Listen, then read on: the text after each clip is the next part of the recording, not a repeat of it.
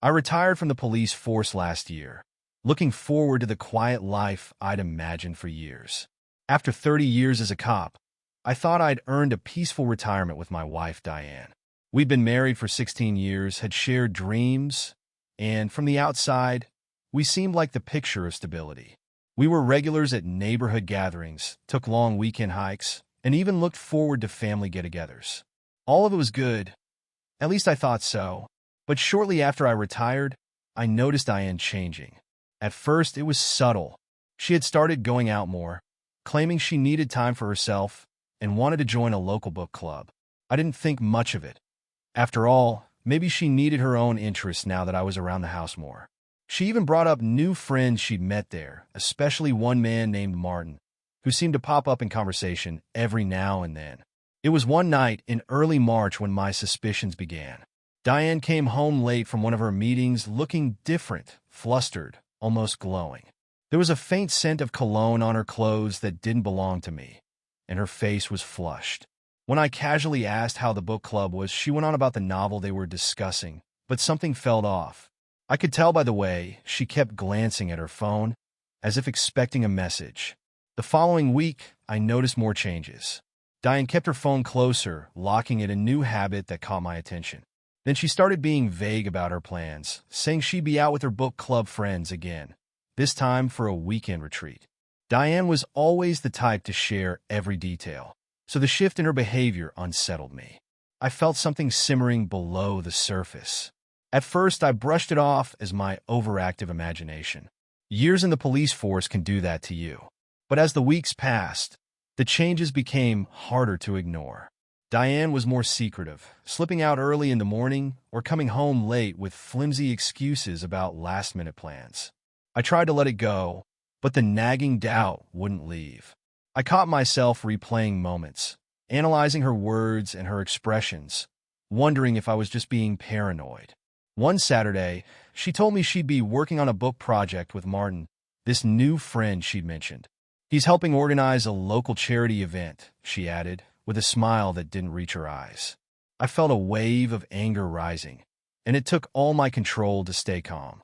Maybe I was reading into things too much, but it felt like she was lying right to my face. Later that week, as Diane prepared for another retreat, I decided I couldn't ignore the signs any longer. The detective in me wouldn't let it go. I waited until she was in the shower, then went to her phone and tried a few old passwords she'd used in the past. Finally, one worked and I was in. I felt a pang of guilt, but I was already in too deep to turn back. The messages I found made my stomach turn. She and Martin weren't talking about books or charity events. They were planning something far more sinister. In fragments of text, they discussed plans involving money transfers and securing assets. I couldn't tell yet what they were planning, but it was clear they were plotting something together.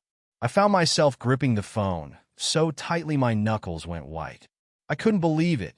Diane, the woman I'd trusted for years, was hiding things from me. They exchanged vague details, mentioning accounts and moving assets with unsettling familiarity.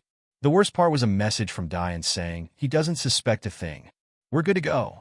That night, I didn't sleep. My mind raced, replaying moments from the past few months. Every casual look she'd given me, every quick text, every half-hearted smile, it all started adding up, forming a picture I couldn't ignore. I could feel my anger rising like a tide, making it hard to think clearly. Was she using me? Plotting to take what I'd saved over years of hard work? The following morning, I checked our bank statements for the first time in months. The $100,000 I'd carefully saved from my pension was still there, untouched, but it wasn't enough to calm me. The savings was for a special purpose, something meaningful, a small piece of land I'd dreamed of buying to start an animal sanctuary, my way of giving back. I'd worked hard to make that dream possible, and I wasn't about to let anyone take it from me, not even Diane. Still, I needed more than a few suspicious texts. I needed evidence, and I needed a plan. If Diane was hiding something, I wasn't about to give her any reason to cover her tracks. I had to be careful, so I decided to stay silent, biding my time, watching every move she made. The next few days, I observed her closely, noting everything. When she wasn't looking, I checked her planner and noticed she'd written down a few strange appointments, one of which was for a finance consultation in a nearby city. Diane never mentioned anything about meeting with a financial advisor, and it seemed out of character. She'd always let me handle our finances, never showing much interest in managing money on her own. By now, I was certain Diane had a plan that didn't include me. As I put the pieces together, I knew that whatever she and Martin were plotting had to do with my savings. They intended to siphon it all off, under the guise of a bad investment, or worse. But why? Why would she do this to me, after everything we'd shared? I didn't know, but I was going to find out. It was time to dust off my old skills and get back into detective mode. Diane might have been clever enough to keep her secrets this long, but she hadn't anticipated that I would uncover her betrayal. With each passing day, I felt my resolve hardening. Diane and Martin wouldn't know what hit them. The next week, I decided it was time to start gathering real evidence. I couldn't confront Diane directly, not yet. She was smart, and if she sensed I was onto her, she'd tighten her guard and cover her tracks. I had to keep calm, keep things looking normal. But inside, I was boiling. Every time she breezed through the door, all smiles and casual as ever, I wanted to grab her and demand answers. Every time she went out for her meetings, my patience thinned. I forced myself to keep a cool head, even when she flashed that same guilty smile as she mentioned Martin's name casually, like they were just friends. On Tuesday, she left for a supposed charity planning meeting with Martin. The minute she drove off, I picked up my phone. I still had connections at the precinct, a few old buddies who owed me favors. I called up Ray, an old friend who'd handled more financial cases than I could count. I didn't tell him everything, just that I was suspicious Diane might be involved in something fishy with our money. You think she's hiding something? Ray asked, sounding skeptical but curious. I know she is, I replied. But I need proof. I need to know where she's putting her money, who she's working with. Ray agreed to run a quiet check on Diane's financial records, promising to get back to me in a day or two. In the meantime, I started combing through our home, searching for anything she might have hidden. I went through drawers, checked her desk, and rummaged through our home office files. In one of her desk drawers, I found a notebook, a small black journal I'd never seen before. Most of it was filled with grocery lists, random notes, reminders, but about halfway through, I saw a list of dates, paired with initials and numbers. $500, or $300, and several entries that didn't make sense. I realized these could be payment amounts. Was she funneling money to Martin? I took photos of every page, feeling my anger build as I pieced together this small clue. Later that night, Diane came home as if nothing was wrong. She poured herself a glass of wine, talking about her day in vague terms, never mentioning Martin. She was all smiles, trying to charm me as usual. I played along, keeping my tone light, feigning interest. She seemed perfectly content, not a hint of guilt showing through. If I didn't know better, I'd have thought everything was normal. But I could see through it. Her laugh felt hollow, her smile forced. The way she kept glancing at her phone whenever she thought I wasn't looking told me everything I needed to know. She was waiting for something, probably a message from him. The next day, I met with Ray in a quiet corner of a downtown cafe. He handed me a file, his expression grim. Tom, he started hesitating. Your hunch was right. Diane's hiding a lot more than you thought. I took the file from him, flipping through the pages. My hands clenched as I read through the report. Diane had opened a separate account months ago, one I'd never known about. There were deposits and withdrawals I couldn't trace, most of them in cash, sent to accounts under names I didn't recognize. Ray explained that Diane had been slowly siphoning money out of our main savings and funneling it into this hidden account. She's setting up a safety net, Ray muttered, watching me closely. But it's more than that. She's made arrangements with Martin to transfer her funds to an offshore account. She's planning to take a large sum all at once. My mind reeled. You're telling me she's preparing to leave me with nothing? Ray nodded. That's exactly what it looks like. The rage boiled over. The life I had built, everything I'd worked so hard for, Diane was ready to take it all. My hand clenched around the edge of the file as I forced myself to stay calm. This wasn't just a betrayal. This was theft, an entire scheme planned right under my nose. And she thought she could get away with it. I thanked Ray, who assured me he'd keep things quiet. I knew he would. He'd been a good friend for years and understood the gravity of the situation. I needed time to let this sink in, to come up with a plan that would put Diane and her scheme in its place. That evening, I sat in the darkened living room, watching the clock. Diane would be home soon, probably with another smile, another fake laugh. I could almost picture her face, the innocent way she'd look at me, pretending she wasn't plotting to rob me of my life savings. I gritted my teeth, rehearsing all the things I wanted to say. But I held back. When she came through the door, I stayed calm, acting as if everything was fine. She walked in, cheerfully humming to herself, and greeted me with a quick kiss on the cheek. I forced a smile, barely able to contain the anger simmering under the surface. But I knew I couldn't confront her. Not yet. I had to play the long game if I wanted this to end on my terms. "Did you have a good day?" she asked, pouring herself a drink, her tone casual. I nodded. "Pretty normal day. How was the meeting?" I kept my voice even, watching her reaction. She hesitated for a split second, then smiled. "Oh, it went great. We made a lot of progress." "Good to hear," I replied, my voice barely a whisper. She didn't notice my clenched fists or the glare I tried to hide as I took a sip of water. As she went on about the details of her day, I let my mind drift to the plan forming in my head. Diane was expecting me to be clueless, to stay passive while she and Martin siphoned off my money. But I wasn't the fool she thought I was. Over the next few days, I began laying the groundwork for my own trap. I contacted a few former colleagues, careful to keep things discreet. I didn't want Diane catching wind of anything yet. With each piece of information I gathered, my plan started coming together. Diane and Martin were cunning, but they were underestimating me. I knew I needed to be smart and ruthless. Diane wouldn't get a second chance to cross me, and I wasn't about to let her walk away with my life's work. I was going to let her think her plan was working, right up until the moment it fell apart. I kept Diane in the dark, letting her think I was as oblivious as ever. She seemed more at ease with each passing day, probably convinced I'd never suspect her. It took everything I had to keep up the charade, to watch her go about her routine, pretending everything was fine. My plan was taking shape, and with the help of Ray and a few old friends, I started piecing together every detail. I was ready to fight fire with fire.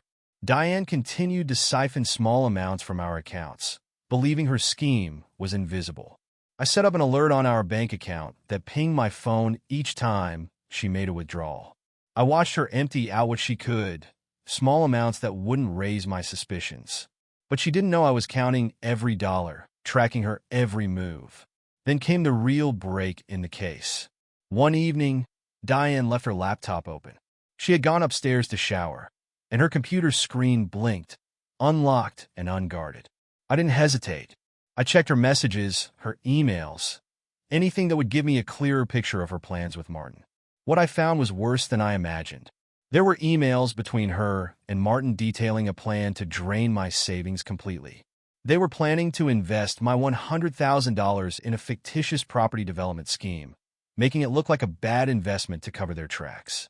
I read each email carefully, taking screenshots of the messages, capturing every word. Martin had even given her instructions on how to falsify documents to make the investment look legitimate. They were ready to steal everything I had, leaving me with empty accounts and a fake paper trail. When I closed the laptop, I realized my hands were trembling. Diane, the woman I'd shared my life with for 16 years, had gone to unimaginable lengths. I couldn't believe how calm she looked when she came back downstairs, greeting me with a smile as if nothing had changed. But now I knew she was capable of anything. I didn't confront her that night. No, I needed to be patient. I could see she was counting down to a big move, something planned for the end of the month. That meant I had a deadline, but also an opportunity. If Diane thought she could pull the wool over my eyes, I'd let her believe it. Over the next week, I set up my own trap. I created a dummy account, transferring a portion of my funds there and labeling it as investment funds.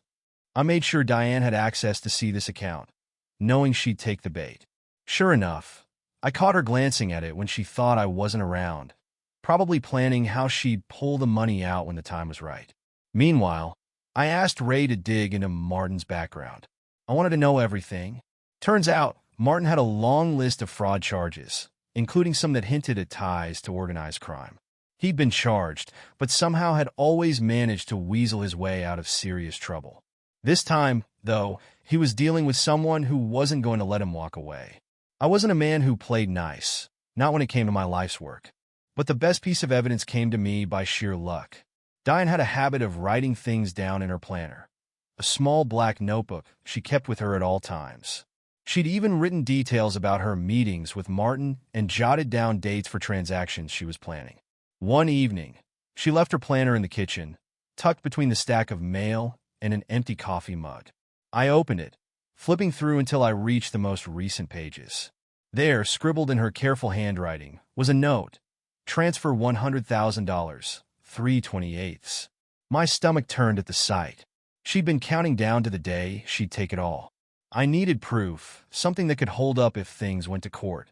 I couldn't just barge in, accusing her without solid evidence. I snapped photos of the planner pages, capturing every damning detail. Diane's own words were now part of the case I was building against her. The following day, Ray called with news. He'd managed to trace Martin's recent activity and found out he'd booked a private jet under a shell company, set to fly out of the country the day after the planned investment. It was all falling into place. They were going to rob me and disappear. It was time to let her know she wasn't as clever as she thought. That night, as Diane prepared for bed, I casually mentioned that I'd been looking at some investment opportunities. I didn't want to confront her outright, not yet. Instead, I wanted to see her reaction. You know, Diane, I said, keeping my voice even, I've been thinking about putting some of our savings into a new project. Something with high returns. Her eyes flicked up, wary, but intrigued. Oh, she asked, feigning casual interest. What kind of project? I shrugged. Just something Ray mentioned. He knows people in the business, said it could be a great opportunity. I could see the calculation in her eyes. She was already thinking about how she'd take advantage of this, how she'd rope me into her plan. But she didn't know that I was the one leading her into the trap now. She gave me a tight smile and said, "Well, that sounds promising. Maybe we should talk more about it." Inside, I felt a twisted sense of satisfaction. Let her think she had the upper hand. Let her think she'd walk away with my money. The days passed slowly. I kept up appearances, watching her with a careful eye, making sure she never suspected what I was planning. I even pretended to be interested in her book club, asking how Martin and the other members were. She responded easily, all charm, no guilt. She truly believed I was in the dark. The night before the big transfer, I finally made my move. I set a meeting with Martin, telling him I was interested in discussing the investment personally. He hesitated at first, but Diane must have convinced him I was clueless, and he agreed to meet at a cafe on the other side of town. That night, Diane was unusually cheerful. She poured us both a glass of wine and toasted to the future, smiling that same hollow smile. I went along, playing my part, while my insides burned with anger. Tomorrow, she'd know exactly how wrong she was. When we went to bed, I lay awake, listening to the steady rhythm of her breathing. She slept peacefully, completely unaware of what was coming. For a moment, I felt a pang of regret, remembering the years we'd shared, the life we'd built. But that feeling was quickly replaced by the cold, hard truth. This wasn't the woman I thought I'd married. Tomorrow, everything would change. Diane's plan was about to come crashing down, and she wouldn't even see it coming. The next morning, I woke before dawn, my mind sharp and ready. Today was the day Diane's scheme would unravel, and by the end of it, she'd know exactly who she was dealing with. I watched her as she went about her morning routine, her movements calm, unsuspecting. She had no idea her entire plan was about to be exposed. By the time Diane left the house, claiming she had another charity meeting, I was already in motion. I dressed quickly, grabbed my phone and keys, and drove to the cafe where I was meeting Martin. Ray and two of my old buddies were already there, blending in with the morning crowd. They were in plain clothes, sipping coffee, but ready to step in at any moment. I arrived a few minutes early, taking a seat at a table near the back, where I could see the door. Martin strolled in right on time, his demeanor casual, as though he had nothing to fear. He was tall, smug, and wore the kind of confidence only a con man could muster. I clenched my jaw, resisting the urge to confront him right there. I had to play this carefully. Tom, right? He said, sliding into the seat across from me, extending his hand. I shook it briefly, keeping my face neutral. Yeah, I hear you're the guy to talk to about opportunities. Martin's eyes glinted with a smug satisfaction. That's right. Diane told me you'd be interested. I nodded, watching him closely. She's mentioned you're handling some high-return investments. I thought I'd hear the details myself. Martin leaned back, crossing his arms as he looked me over. Well, Tom, let's just say we have a property deal going on that's very exclusive. It requires a significant upfront investment, but the returns are enormous. Significant? I asked, feigning interest. What kind of numbers are we talking about? He smirked, lowering his voice. $100,000 at least. We have a setup that ensures our investors see a 200% return in the first year. But it's important to move quickly. Limited spots. I kept my expression calm, even as I felt my anger rise. Martin had no shame. He was sitting here, trying to sell me on a scam he'd concocted to steal my own money. Impressive, I replied, pretending to consider it. And this is safe? Protected? He gave a confident nod. Totally secure. Your funds would be transferred, then diversified through some private channels I manage. And Diane, of course, knows all the details. I leaned forward, keeping my voice low. You know, it's funny. Diane never mentioned any of this to me before now. We've been married 16 years, and she always kept me in the loop about everything. Martin's smirk faltered slightly, but he quickly recovered. Well, she's probably trying to surprise you with a big return. You know how women are? I forced a tight smile. Yeah, women. He seemed satisfied, settling into his chair, but I could see a glimmer of uncertainty in his eyes. Good. Let him squirm. I glanced around the cafe, giving the signal to Ray, who was pretending to chat with a barista. It was time to get to the heart of the scheme. I leaned forward, voice sharp. Tell me, Martin, when were you planning on telling me that Diane and you have been siphoning money from my account for the last 6 months? Martin's eyes widened, and his smirk disappeared. He shifted uncomfortably, glancing toward the exit. Well, what are you talking about? I let out a cold laugh, my voice low and controlled. Don't play dumb. I know everything. Every transfer, every cent you two plan to take. The property deal, the offshore accounts, all of it. Martin's face paled. He looked around, realizing there were no easy exits. You don't understand, he stammered. Diane said you'd never find out. She told me. Diane doesn't know half of what I know. I cut in, keeping my tone deadly calm. And here's what's going to happen. You're going to tell me everything. Every detail, every date, every transfer, and every plan. Or my friends here are going to take you somewhere a little quieter to have this discussion. Martin glanced nervously at Ray and my friends, his face betraying the fear he was trying to hide. Look, Tom, I didn't mean for it to go this far. It was Diane's idea. Oh, I'm sure it was, I replied with a sneer. But you played your part just fine, didn't you? Now, start talking.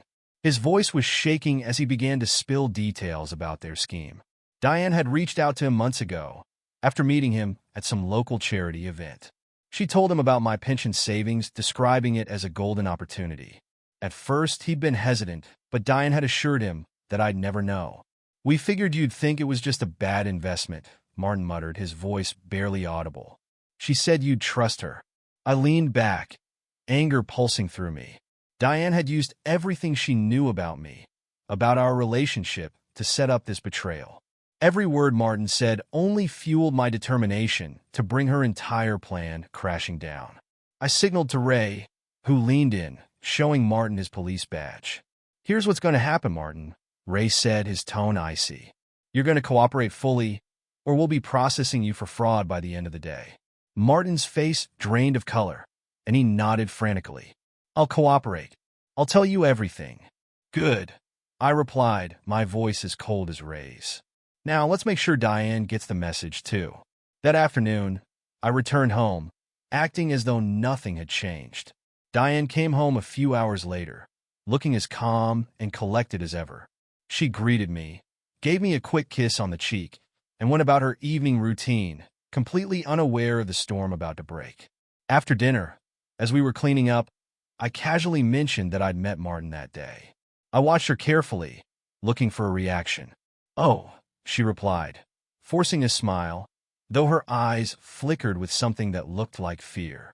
"Yeah," I continued, my voice light but laced with steel. "We had a good chat.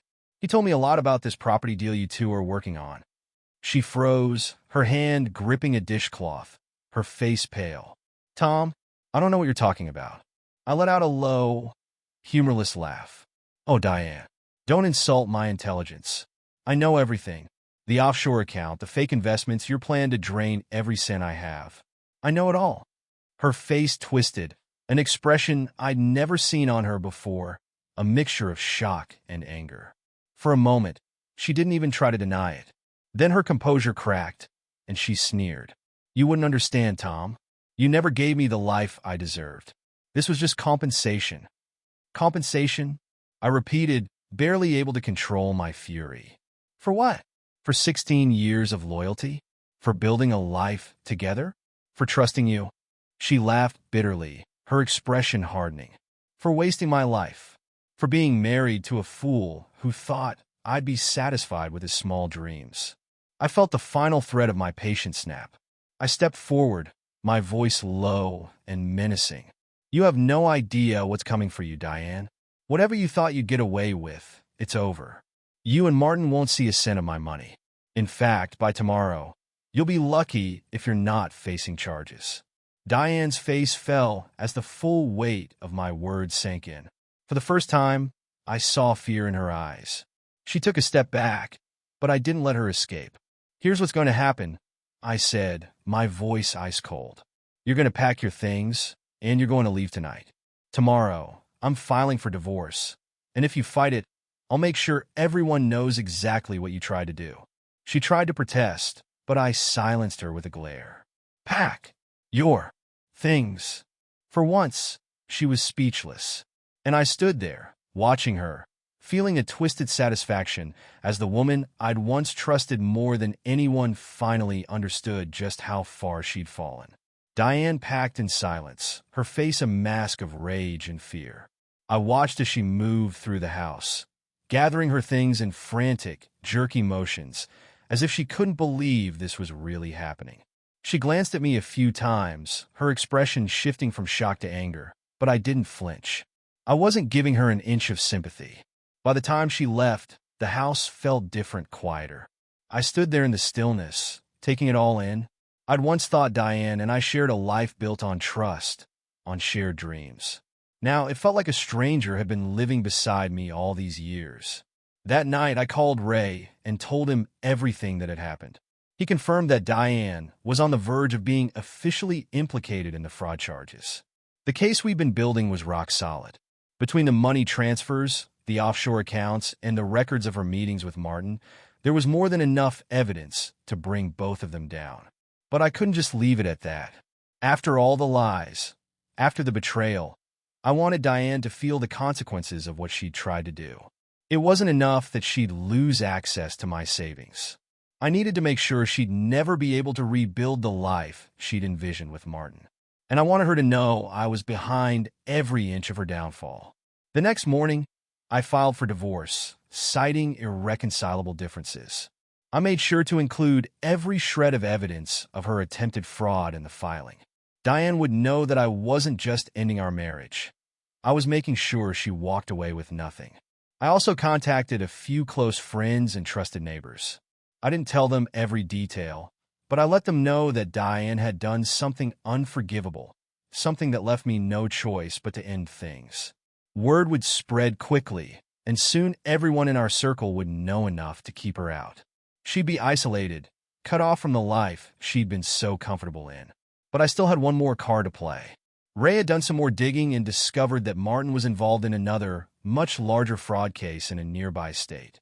He'd been working as a financial advisor for an older couple and had swindled them out of nearly $200,000. It was the perfect leverage. I knew that if Martin thought Diane had compromised his plans, he'd turn on her in an instant. These types didn't have loyalty. They only looked out for themselves. That afternoon, I set up a meeting with Martin, claiming I had a proposition for him. I could hear the nervousness in his voice when he agreed. I told him to meet me in a quiet, secluded spot on the edge of town, a small park where we wouldn't be disturbed. When I arrived, Martin was already there, pacing by a bench, looking around anxiously. I walked up to him slowly, my face a mask of calm. He gave me a tight smile, trying to hide the fact that he was sweating. "Tom," he said, forcing a casual tone. "I wasn't expecting to hear from you." I let out a humorless laugh.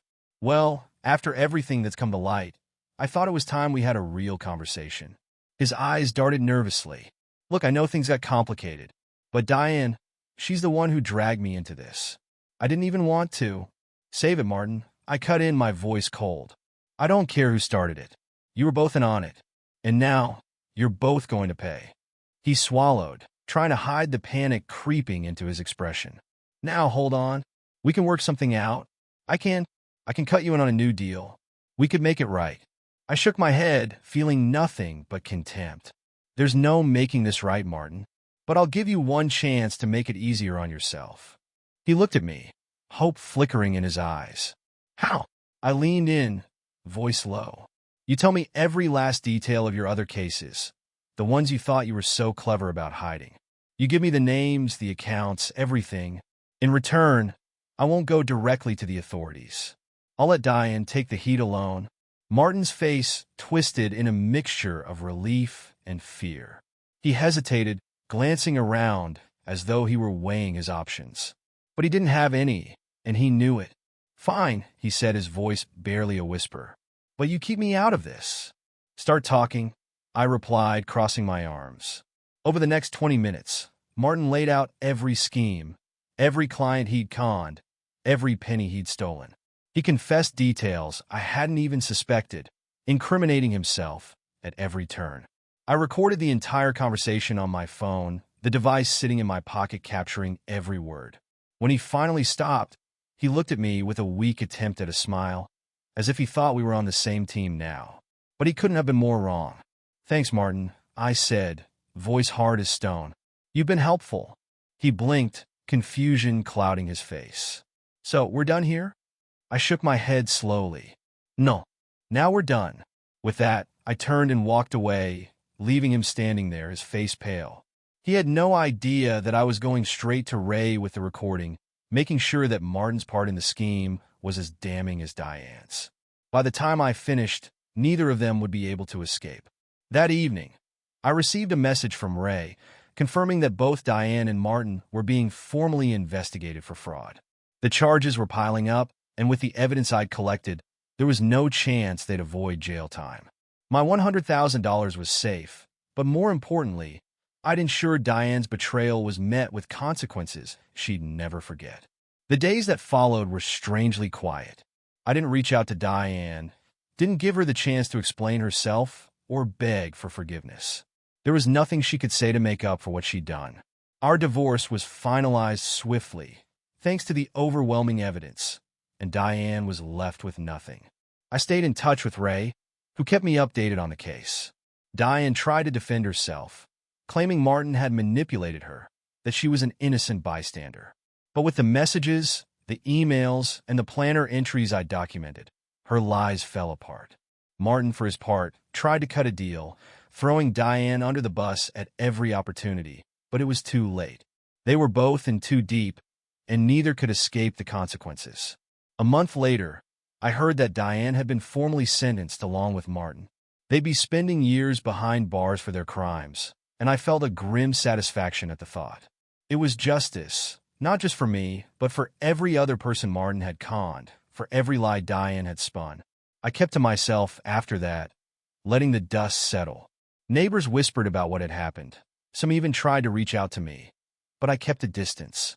I needed time to heal, to find a sense of peace after everything Diane had put me through.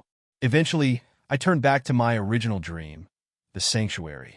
I put the $100,000 to use, buying a piece of land just outside town, and began building. Brick by brick, I worked to create something real, something honest, something that no one could take from me. The sanctuary became my salvation. Every morning, I drove out to that plot of land, determined to turn my old dream into a reality. The quiet, repetitive work of laying down foundations and clearing the fields brought me a peace I hadn't known in years. The land was open, the air fresh, and every day it felt more like the life I was meant to have, a life without lies. Yet, even with Diane and Martin behind bars, the betrayal still lingered. I couldn't erase the memories, the years of what I now saw as deceit. Every so often, I'd remember the look in her eyes when I confronted her, that cold, calculating gaze that told me the truth. She'd been willing to betray me, to strip me of everything, without a second thought. That reality was harder to shake than I'd anticipated. But building the sanctuary became more than just a project. It became my way of moving forward. I brought in a few workers from town to help out, and soon I started connecting with people who cared about the mission as much as I did. Local farmers, vets, even a retired biologist pitched in with advice and resources. I was learning how to start over, to build something honest. Then, one chilly autumn morning, as I was out by the newly constructed barn, Ray called. His voice was calm, but serious. "Tom," he began, "I've got something you should know." I didn't want to call until I had all the facts. I felt a chill run through me. "What is it?" I asked, bracing myself. "Diane's been trying to reach you," he said, his voice heavy. "Apparently, she's desperate. Claims she needs to explain herself. Says there's something you need to know." I clenched my jaw, the old anger flaring up. After everything she's done, she thinks I'll listen to her now? Ray sighed. "I know it's a lot to ask, but sometimes hearing them out can bring closure. You got the upper hand here, Tom. If you don't want to see her, I'll make sure she's cut off. But I wanted you to have the option." I hung up without giving him an answer. For hours, I couldn't shake the thought. What could she possibly have left to say? The anger returned, the urge to confront her, to finally demand every answer I never got. That night, I barely slept. Every time I closed my eyes, I saw her standing there with that cold, unrepentant look, that smug smile when she thought her plan had worked. But curiosity gnawed at me. Diane had done nothing without a reason. She'd always calculated every move. If she was reaching out now, after everything had crumbled, there had to be a reason. The next day, I made my decision. I drove to the county jail, checking in as a visitor. The guard directed me to a small room with metal chairs bolted to the floor and a thick glass barrier between the seats. The fluorescent lights flickered slightly, casting an eerie glow on the otherwise cold room. I took a seat, crossing my arms, bracing myself for whatever came next. A few minutes later, Diane walked in, escorted by another guard. She looked different, thinner, her face pale, her hair pulled back in a messy knot. But as she met my eyes, I could still see that glint of defiance, that hint of the woman who'd tried to rob me blind. She picked up the receiver, and for a moment, neither of us spoke. Finally, I broke the silence. "You said you had something to tell me. So talk." She swallowed, looking around the room as if trying to find the right words. "Tom, I know you probably won't believe me, but it wasn't supposed to go this way." I let out a humorless laugh. "How exactly was it supposed to go, Diane? You were supposed to take my money and run? Is that what you think I'm here for? To hear your excuses?" Her gaze hardened, but there was something else there, a flicker of regret. "You don't know everything," she said, her voice barely a whisper. "Yes, I planned to take the money, but I wasn't going to leave you with nothing. Martin, he had his own plans. He wanted more than what I was willing to take. Spare me." I replied, disgust curling in my stomach. "I know enough to know you didn't care what happened to me. So why tell me this now? Why come clean after everything?" She hesitated, her hands trembling slightly. "Because he's still out there, Tom. Martin's contacts, his connections, they go beyond this scam. He's already planning his next move, and it's bigger than anything you can imagine." I stared at her, trying to see if there was any truth behind her words. "You expect me to believe that you're suddenly worried about what he's up to? Or are you just trying to save yourself?"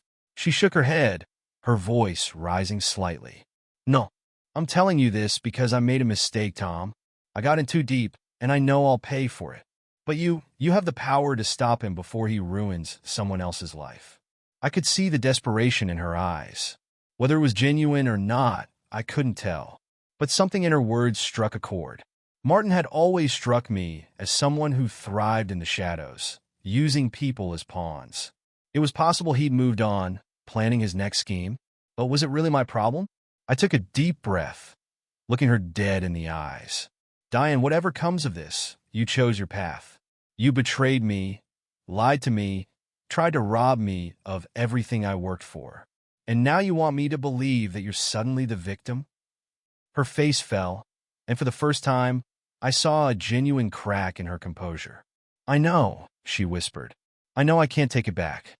But Martin, he's dangerous, Tom, and he won't stop. I leaned back, feeling a strange mix of satisfaction and sadness. Diane, I've already moved on. I'm building something real, something you couldn't understand. If Martin comes after me, I'll deal with him. But as far as I'm concerned, you're right where you belong. Her expression crumbled, and for a brief moment, I saw the Diane I'd once known, the woman I thought I'd loved. But it was fleeting, gone as quickly as it came. She lowered her gaze, nodding slowly, as if she finally understood the depth of her choices. Without another word, I stood up, hanging up the receiver. I walked out, leaving her there, knowing that this time, I was truly free. The weight of her betrayal, of all the lies and manipulation, felt lighter with each step. Outside, I took a deep breath, feeling the chill of the autumn air. The sun was setting, casting a warm glow over the trees, and I realized that I felt at peace. Diane's warning might have been real, or it might have been her last attempt to manipulate me. Either way, it didn't matter. I was done letting her shadow linger over my life. I drove back to the sanctuary, my mind clear, my purpose renewed. I had something worth fighting for now, something honest and real. And nothing, not Diane, not Martin, not anyone would take that from me. For the first time in months, I felt like I was standing on solid ground, ready to build a future that was mine alone. Back at the sanctuary, the evening air was filled with the faint rustle of leaves and the distant calls of birds settling in for the night. I took a deep breath, letting the peace of the place calm my nerves. Diane's words still echoed in my mind, but I pushed them aside. I had chosen my path, one that didn't involve her or Martin. They were my past. This place, this land, was my future. But just as I thought I'd finally left everything behind, a shadow seemed to linger. Over the next few days, little things started to happen. A fence I'd repaired was suddenly torn down. Tools I'd locked up went missing, only to reappear in strange places. And I felt it, that sensation you develop as a cop, a feeling that someone was watching. One evening, as I was packing up to head home, I caught a glimpse of movement at the edge of the property. Just a flicker barely there. My instincts kicked in, and I slipped silently between the trees, moving closer. As I approached, I caught sight of a man, standing half hidden behind a tree, watching me. I didn't need to see his face to know who it was. Martin, I called out, my voice steady but laced with an edge.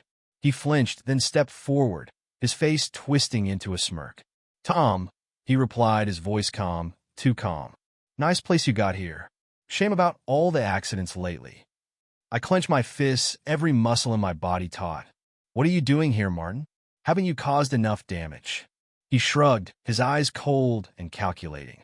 Just thought I'd check in on an old friend. You know, see how retirement's treating you. I forced myself to stay calm, refusing to let him get under my skin. Whatever you're planning, it's not going to work.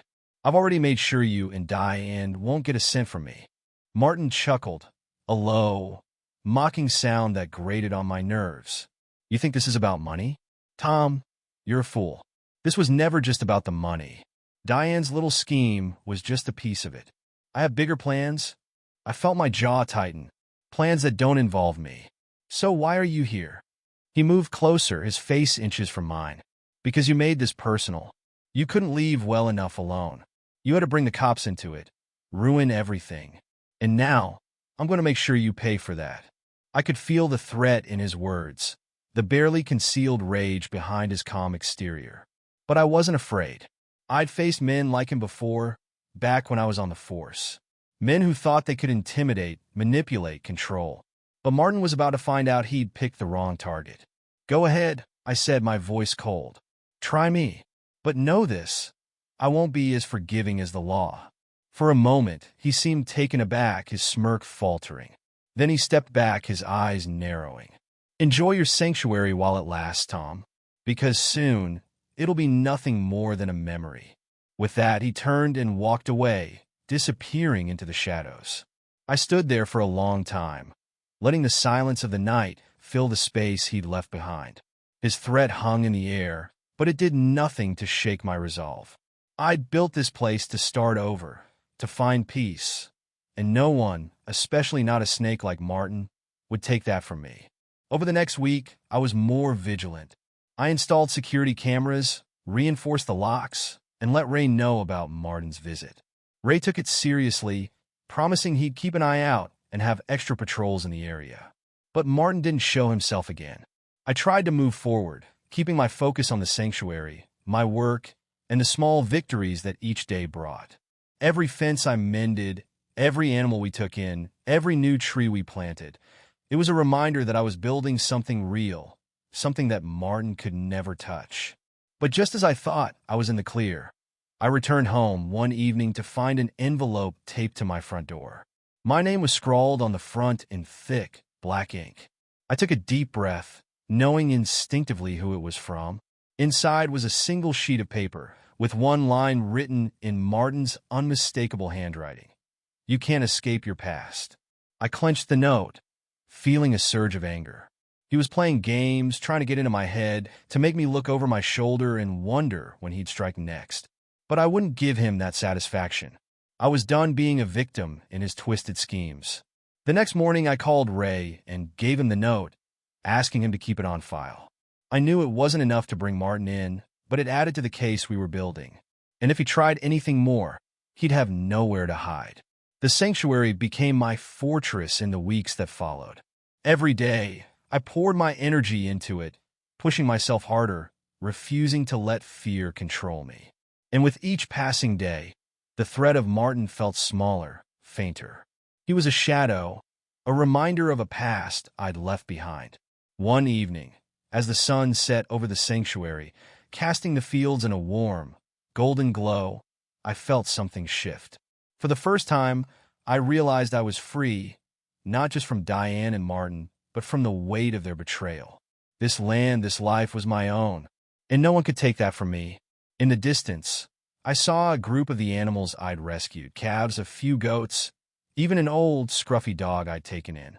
They grazed peacefully, unaware of the battles I'd fought to build this place. Watching them, I felt a sense of peace settle over me, deeper than anything I'd known in years. Martin's threat was still out there, a shadow in the corner of my mind. But now, it felt small, insignificant against the life I was building. If he showed himself again, I'd be ready. But until then, I had a sanctuary to build, a future to create, one step, one day, one brick at a time. And for the first time in a long time, I felt like I'd truly come home.